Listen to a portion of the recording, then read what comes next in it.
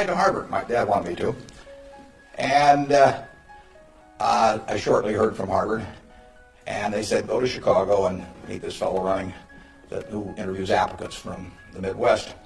So I got on the train, and that's what you did in those days, and I spent about 10 hours on the Burlington going to Chicago. Then I transferred to another little interurban train to go up to this country day school where this fellow was the headmaster, and he was the big interviewer for Harvard. And I got there, and after about 10 minutes, he said, better think about something else. But, he come back later on. I was 19 at the time, and I looked about 12, and I acted about 8. So it was not a great combination. So he said, forget it. So I took a little interurban train back to Chicago, and I took the 10-hour train back to Omaha, and all the time I'm thinking, what do I tell my parents? It's kind of embarrassing. But it was the luckiest thing that ever happened to me.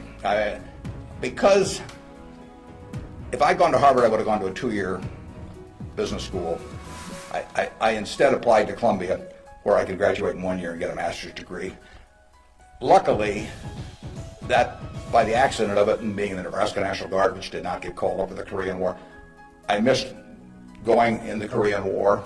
I got to meet Ben Graham, which had an enormous effect on me subsequently.